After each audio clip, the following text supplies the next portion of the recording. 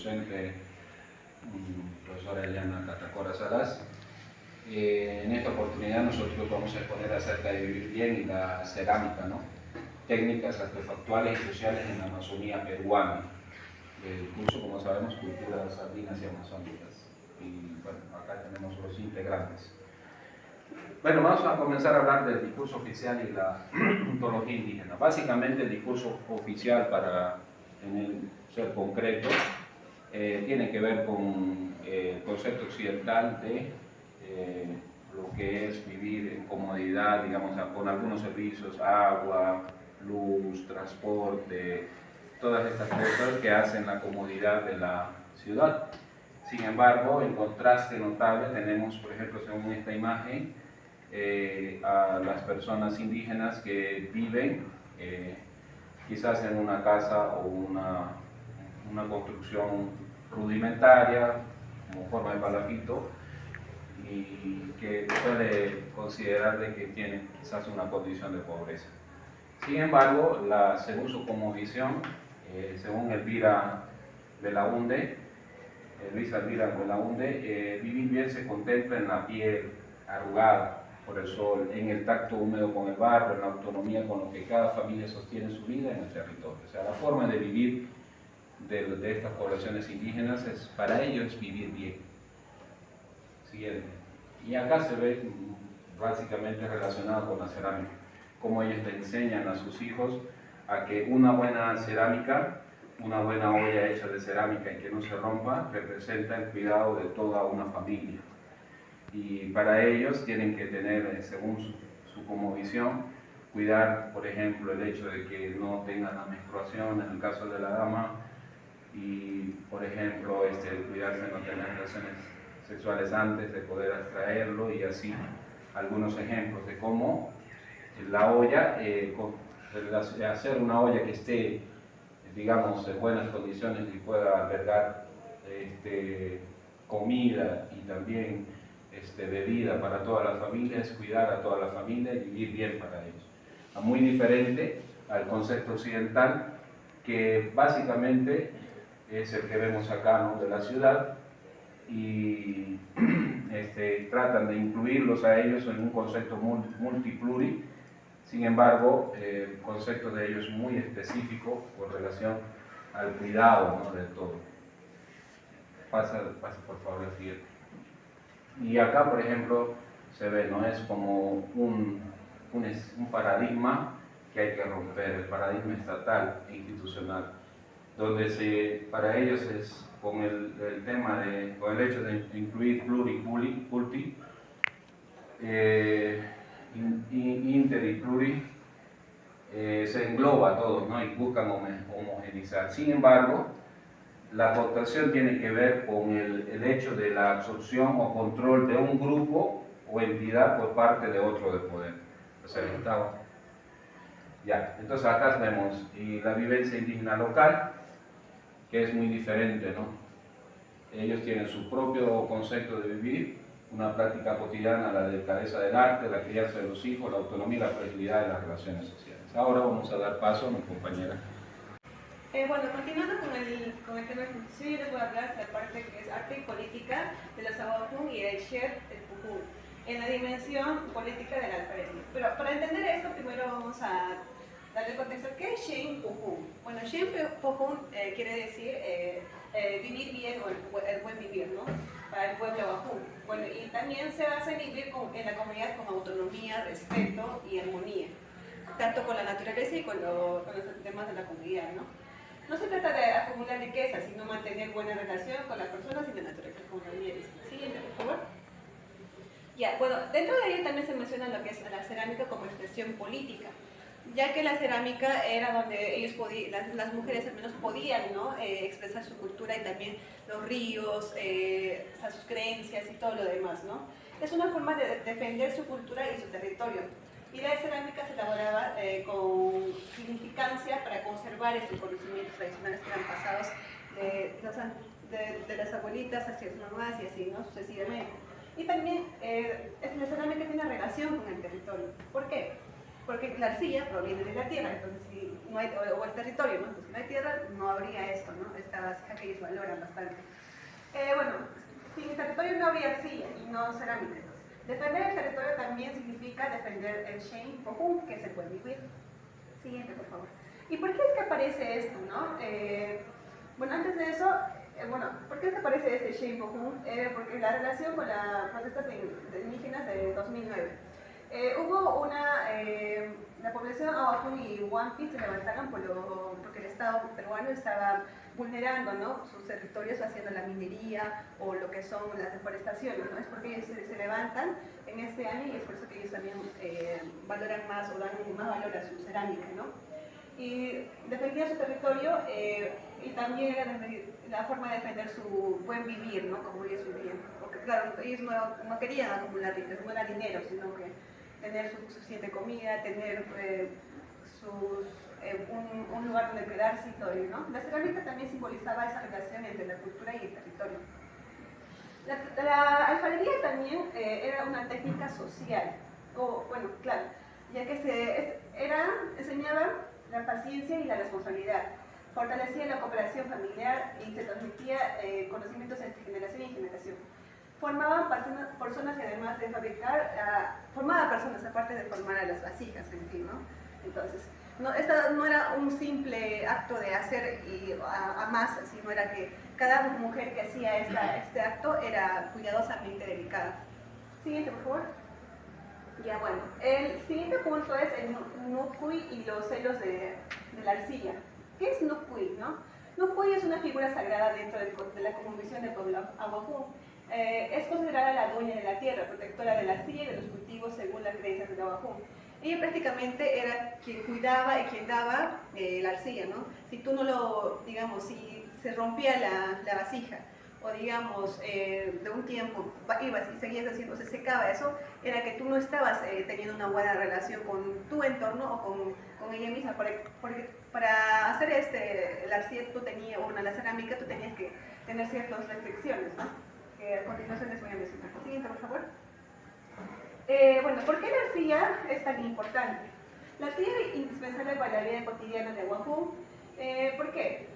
Era para cocinar los alimentos primeramente, preparar las fermentaciones del masato, de la yuca, que era significante para ellos, ¿no? Servir comida, bebidas a sus familiares, atender a las visitantes durante las reuniones y las ceremonias que ellos tenían, más que todo.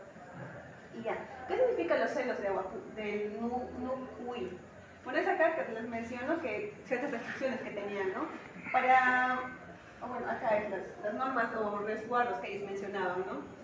Que era, por ejemplo, como mencionaba el compañero, no tener la menstruación durante que estás haciendo el proceso de la vasija, tampoco estar embarazada y tampoco haber tenido relaciones sexuales recientemente. Esto lo sentía, la alfarera explica que Nucuy percibía esta situación y abandonaba el lugar donde se encontraba la arcilla, haciendo que el barro deje de ser útil para fabricar piedras resistentes. Y ¿qué significa los celos de Nucuy? Volviendo al tema, Belaúnde explica que los celos de Nucuy no dependen de entender como un sentimiento común, sino como una forma de expresar que la naturaleza exige respeto. El Nucuy protege la arcilla y observa comportamientos de las mujeres cuando ellas incumplen las normas tradicionales o rituales. Nucuy no se molesta si retira su ayuda.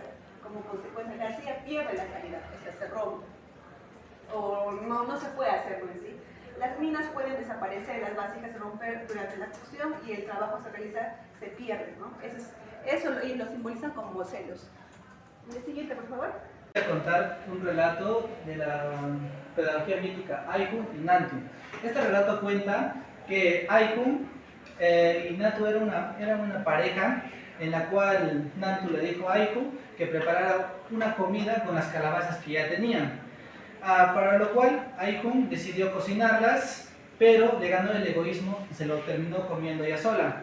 Al momento de que Nantu regresara, se dio cuenta, Aihun le dijo una mentira, la cual era que las calabazas todavía estaban verdes, para ello no podía regresar la comida.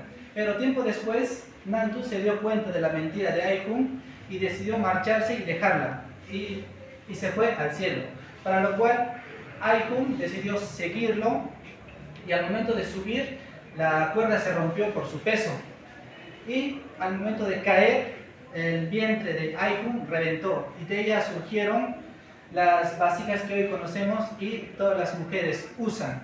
Este es un relato, este es un mito o un relato de la enseñanza que el egoísmo y la mentira y la falta de consideración hacia la familia tienen consecuencias negativas. Por ello, la solidaridad y la empatía al compartir las cosas deben ser mutuas.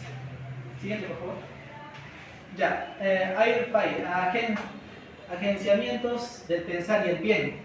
La liana del yoko, bebida ritual matutina que espanta la pereza y da consejos, despierta el ánimo para trabajar por decisiones propias sin imposición externa. Tejido de chambira, actividad masculina matutina al hilar hamacas, las redes de chambira tejen lazos efectivos de intimidad, matrimonio y crianza. El escucha en familia, espacio de madrugada para transmitir el pensamiento ancestral a los niños, enseñándoles a reflexionar automáticamente desde el corazón. Yo les voy a explicar sobre la olla centrada versus el pajarito loco. La olla centrada, o se podría decir la olla del barro, representa a una persona equilibrada o estable. Así como la olla tiene su base firme, también una persona tiene esa estabilidad en sus pensamientos, acciones o formas también de vivir, ¿no? Esta imagen más que todo simboliza a quien escucha los consejos de los ancianos, piensa antes de actuar, controla la ira, actúa de manera responsable, con respeto o autonomía, ¿no? La olla también representa un corazón capaz de guardar el conocimiento y transmitir tranquilidad a los demás. Es una representación de la olla, se podría decir, y eso representa a una persona, cómo se siente, como si tiene esos pensamientos bien positivos o pensamientos de manera responsable, eso representa, ¿no? la olla centrada. Y el pajarito loco simboliza a una persona inestable, más que todo representa en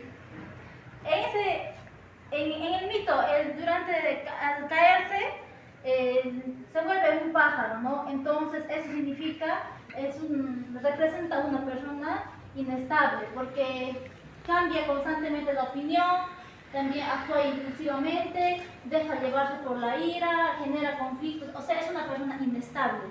El artículo explica que una persona que toma recursos ajenos sin permiso, como el yoko, pierde estabilidad y se vuelve semejante a una liana movida por el viento, ¿no? Cualquier problema lo afecta o reacciona de ira o reacciona mal.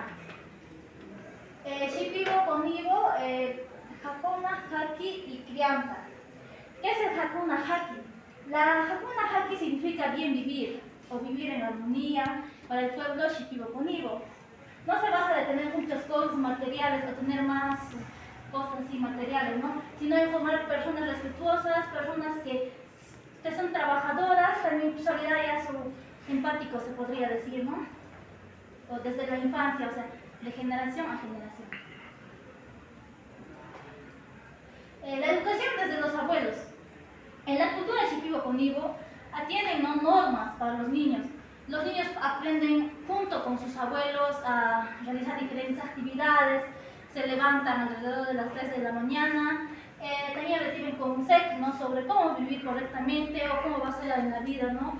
También aprenden el respeto, disciplina y convivencia con lo social, ¿no?, con el pueblo.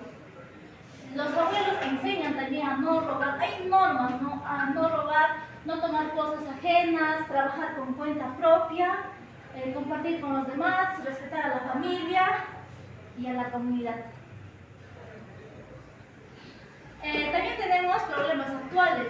El artículo señala que esa educación tradicional se está perdiendo debido a la tecnología, se podría decir, también las escuelas tradicionales, las escuelas occidentales, también los cambios religiosos que ya son de otra forma, ¿no?, estos tiempos, y también la política, más que todo la corrupción, y también la pérdida de los costumbres indígenas, porque ya generación a generación ya cambian las costumbres, entonces ya va cambiando, ¿no?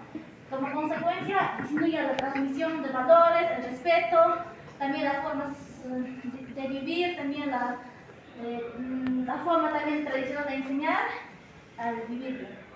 Gracias. Continuando, tenemos el tema de cuerpos, vasijas y diseños de Kene. Esta es una forma en que como los shipibos cognitivos ven su arte, ¿no? Entre ellos los conceptos teóricos y etnográficos claves que tenemos es la concepción del artefacto como el cuerpo, ¿no?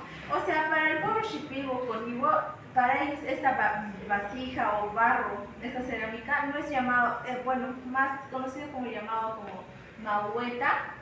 No solamente es un plato de adorno, o bueno, ellos más que todo lo ven como si fuera parte, exactamente como si fuera parte de un cuerpo, ¿no? Cuerpo de una persona.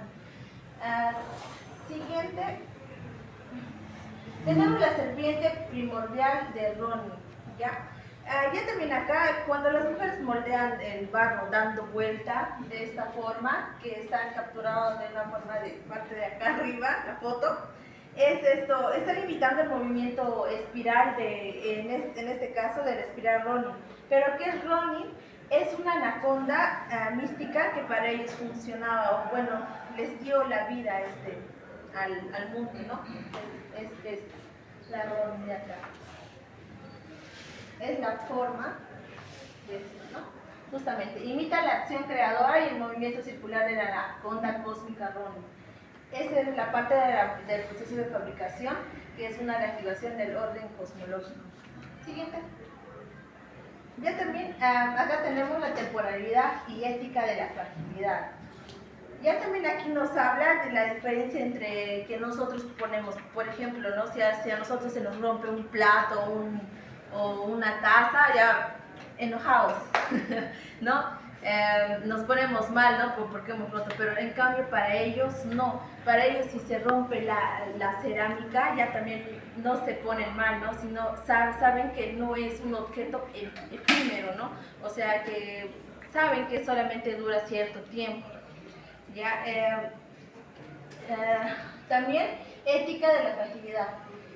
También acá habla de que al momento de romperse, ellos ya también es parte del proceso, ¿no? Porque esto también hace a que cuando se rompa, utilizan barro nuevo, que forman una nueva cerámica, ¿no? Una nueva maute, como ellos lo dicen, que esto pasa de generación a generación. Por ejemplo, yo siendo la abuela he hecho este maute, se rompió, ¿no? Porque ellos saben que en algún momento se va a romper, esto pasa para mi hija, y eso se va a seguir rompiendo, va a pasar para su nieta, y así sucesivamente. Es por eso que justamente dicen la temporalidad y ética de la fragilidad, ¿no?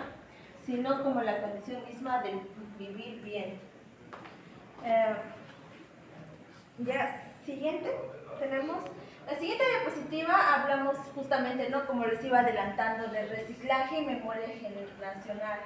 Esos los pedazos rotos, que en este caso sería el chamote, se muelen y se mezclan con arcilla fresca, como están observando, para moldear las tinajas de las futuras generaciones, como les iba explicado, ¿no? Que pasa de la abuela a la mamá y a la hija, ¿no? Que transmite memoria viva, emergente entre las abuelas, madres y nietas. ¿Siguiente?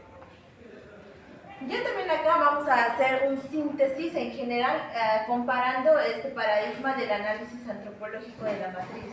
Acá Luisa Belaunde nos habla de que hay dos ontologías políticas irreconciliables, ¿no? Que es la visión del Estado nacional, que ellos más que todo nos van a hablar de qué, del multiculturalismo y plurimulti, ¿no? Frente a la ontología indígena amazónica. Pero ¿cuáles son estas dos diferencias? Y entre ellas nos da 4 ejes de análisis. Entre ellas la eje principal, el sujeto del político, cómo políticamente ellos lo ven, ¿no? ¿Cuál es la diferencia, la técnica central y la relación con la tierra? En el modelo estatal, que es el plurimulti, ellos también en el objetivo principal en general, lo ven estabilizar las diferencias de las culturas y promover el desarrollo económico, ¿no? Eso más que todo ellos lo ven. En cambio, en la ontología indígena amazónica, cuidar la flexibilidad de las relaciones sociales y mantener el equilibrio con las fuerzas de los cosmos, ¿no? Bueno, en resumen, es vivir bien, no es tener plata ni leyes como nos menciona en el modelo estatal, ¿no? Sino saber cuidar cosas frágiles como es la familia y las vasijas de barro, ¿no? como nos menciona en la oncología indígena amazónica. Doctora Catacora, muy buenas noches. Mi nombre es Ingrid Sarayamo Castro y el día de hoy yo le voy a exponer, le voy a hablar un poco sobre lo que es la delicadeza en el arte político. A menudo pensamos en la política como elecciones, leyes o discursos del Estado. Sin embargo, en la sociocosmología amazónica, la verdadera política se ejercita en la cotidianidad, en el hogar y en el cuidado de las relaciones humanas. A través de la alfarería y la noción del vivir bien, veremos cómo la delicadeza se convierte en la máxima expresión de la destreza social y la resistencia política. En esta diapositiva contrastamos dos visiones del vivir bien. Por un lado, tenemos el discurso oficial del Estado y la academia. Aunque se han incluido términos pluriculturales en varias constituciones sudamericanas, muchas veces estas nociones se convierten en eslogans abstractos que despojan el pensamiento indígena de su realidad territorial. Por otro lado, como señala Belaunde a partir de los acontecimientos de Baguazo en 2009, la respuesta indígena mostró otra realidad. Durante las protestas se usaron imágenes de vasijas de barro aguajún. ¿Por qué una vasija? Porque la alfarería sintetiza el Shen Pujut, la capacidad de vivir en sociedad manteniendo la autonomía individual. La vasija no es un mero adorno, es la observación de una filosofía política de cuidado y firmeza frente a la imposición estatal. Para entender la alfarería aguajún hay que entender su origen divino. La cerámica no es un recurso comercial cualquiera, es un don otorgado por Nukkuy, la dueña de la tierra. Sin vasijas de barro no se puede preparar ni servir masato, la bebida que posibilita la hospitalidad, las alianzas y la paz comunitaria. Nukkuy es una entidad celosa y rigurosa. Si una mujer no respeta las restricciones rituales, como el resguardo durante la menstruación o el embarazo, o si trabaja con rabia y mezquindad, la arcilla se rompe durante la cocción o desaparece de las minas. El mito Aujú nos enseña justamente eso. La mezquindad y la falta de afecto rompen tanto las vasijas como los lazos familiares. Modelar barro requiere cultivar la paciencia, el buen genio y el cariño hacia los demás. Las tres dimensiones del buen vivir. Primero, técnica social. Moldear una olla de barro y criar a una persona son procesos análogos. La disciplina alfarera entrena el cuerpo y las emociones para la convivencia. Segundo, autonomía y género. Las alfareras recorren y conocen los caminos del monte para recolectar arcilla y pigmentos. Producir su propia vajilla da a las mujeres soberanía económica y afectiva dentro de la unidad doméstica. Y tercero, conciencia de fragilidad. Este es el punto central. La cerámica cocida es hermosa, pero si se cae, se quiebra. Lo mismo ocurre con la paz y las relaciones humanas. El vivir bien no es un estado fijo que se alcanza y se olvida. Es un esfuerzo constante de cuidado diario para evitar que las relaciones se rompan. De la técnica artefactual a la política. Bueno, llegando a los aportes fundamentales de esta investigación, en primer lugar, nos permite escapar del discurso de la carencia. Históricamente se ha dicho que las sociedades amazónicas carecen de Estado o de instituciones complejas. Belaunde nos demuestra que no carecen de nada. Ejercen una filosofía material sofisticada basada en el autogobierno y la convivencia. En segundo lugar, frente a la homogeneización del Estado que busca convertir a todos los ciudadanos idénticos, la alfarería celebra la diferencia. Cada vasija está hecha a mano, única e irrepetible, al igual que cada relación personal. En conclusión, la estética convivial demuestra que la delicadeza no es fragilidad pasiva, sino una alta destreza política para sostener la vida común frente a las presiones externas. Quiero cerrar con esta cita de Luisa Elvira Belaunde, que sintetiza brillantemente nuestro recorrido. Las técnicas de la alfarería son técnicas sociales que hacen de la delicadeza un arte político, pues tienen como propósito moldear ollas y formar personas a sabiendas de la fragilidad de las relaciones.